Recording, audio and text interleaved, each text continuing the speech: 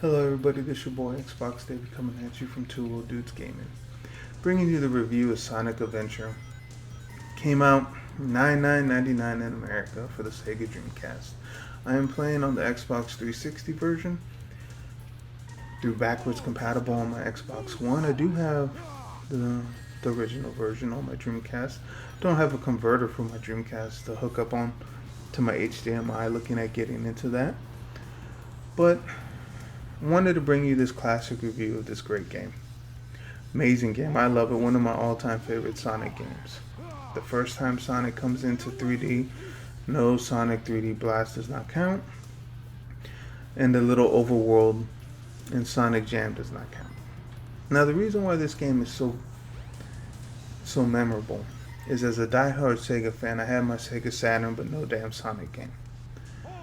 So that was a letdown. We wanted a new Sonic, a 3D Sonic, and they promised us Sonic Extreme, and they failed to deliver. And the Dreamcast or the Saturn launches in '95 here in America, and it's dead by '98. They discontinue it, so it didn't even have that good of a run. And Sega did fuck up a lot, which caused the death of the Saturn with the 32X and launching it too early.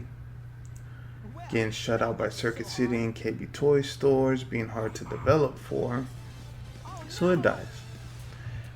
Then you have talks about Sega Dreamcast and the new Sonic game. Sonic is going to be 3D.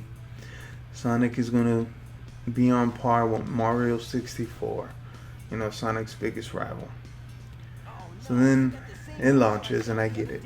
And I'm playing it, and I'm giddy as fuck because this game looks amazing. Not only that, I have the Sega Dreamcast, the most advanced gaming console at that time, even though PlayStation 2 is right around the corner. But I'm over here playing this game, and I'm all like, yeah, fuck Mario 64, which is an amazing game.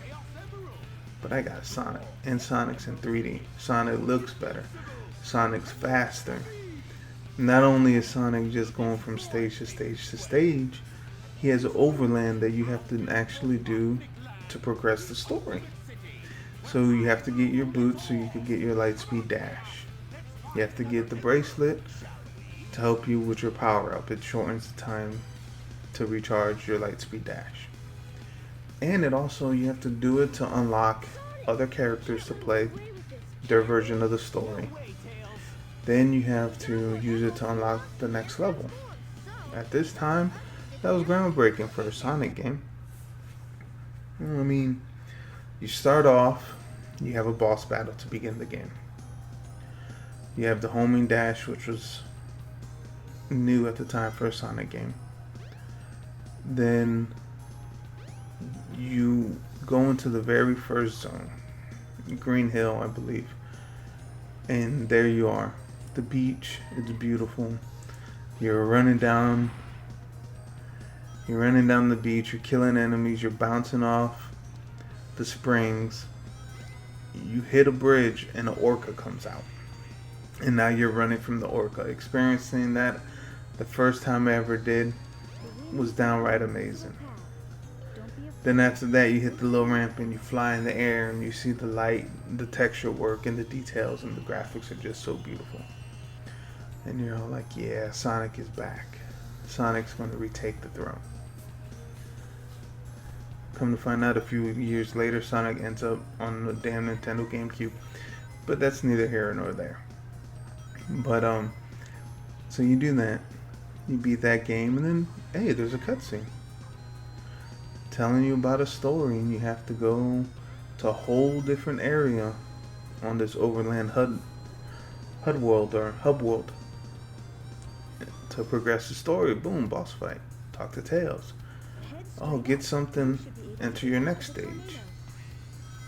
Keep going. You do that, you unlock Tails. Now you can play Tails' story, which is different than Sonic's. They all kind of link up to the same place, but the gameplay is a little different too. A little bit more, you unlock Knuckles. Now you can play through as Knuckles, and that gameplay for Knuckles and his objectives on his missions are different. Then you unlock the robot, and he pretty much goes through and just shoots people. great. And then you get Amy, and she beats things with a hammer, which is also fun. You just whack 'em all and shit. And then the saddest character to play as is Cat. I don't like Big Cat. All he does is fishing. It's like setting you up for Sega Bash Pro Fisher without the fishing rod add-on, and I didn't like it at all. It did not intrigue me at all. It was a pain in the ass to get through, but you got through it. Then you get to the final battle where you become Super Sonic, a blank rip off of Dragon Ball Z, but fuck it, it's Sonic. You're doing Sonic. You get all the power of the Emerald Crystals, and then you just power up. Look like you're going Super Saiyan 2, maybe 3, I don't know. Next Sonic game, he needs to go blue, so he can rip off fucking Super Saiyan, God Super Saiyan. And then you fight the final boss, and you beat it. There's a lot of boss battles in this game, a lot of content for this game. And that's why, to me, it's one of my favorite Sonic games. Yes, the camera is kind of shitty by today's standards. And even back then, you had to use the L and R triggers to kind of move the camera, because the Dreamcast didn't have 2 analog sticks. And then you run through. And sometimes you die because, hey, face it, Sonic in 3D has been kind of hard for them to get going. I mean, I think they got it perfectly with Sonic Generations, and then let us down in Sonic Forces because they pretty much put it on autopilot. So that wasn't that fun. But I still like Sonic Forces. But back to this game. One of the best selling games on the Sega Dreamcast. Robotnik's at it again. Lots of boss battles, lots of content, multiple characters to play it as, leads to multiple playthroughs, and Super Sonic at the end. Sonic's first game into 3D was a success. I like this one better than Sonic Adventure 2, but Sonic Adventure 2 was a good game. If I was judging it back in 1999, and being the Sega fanboy that I am, this would have got a 10 out of 10. But I've gotten older. I don't have as many biases as I used to have. So when you look at this game, it's a great game. I still play it. I go back to this game as much as I go back to Sonic 1 and 2. I have fun with it. It's not my favorite 3D Sonic game, because Sonic Jam is probably my favorite Sonic game of all time. But my favorite pure 3D Sonic game is Sonic Unleashed. I know I'll get flack for that, but come on, you turn into a were-hedgehog, and then you got Mr. Fantastic powers and your arms stretch and you beat people's ass. I couldn't help it. It's a guilty pleasure of mine. Then, your daytime battles, you're pretty much Sonic going full speed and having good battles, and it was a fun game. And also had camera issues and control issues and falling off the stage and dying. Just something you got to take with a Sonic game. Then they gave us, it's still better than Sonic 06, that piece of shit. They should just, erase that one from fucking the history books and recall every game on every copy of that off the market and burn it. But this your boy Xbox David. If you don't have this game, get it on the Dreamcast, the Nintendo GameCube, or you could pick it up on the Xbox 360 or the PS3. Hell, it might be coming to the Switch eventually, I don't know.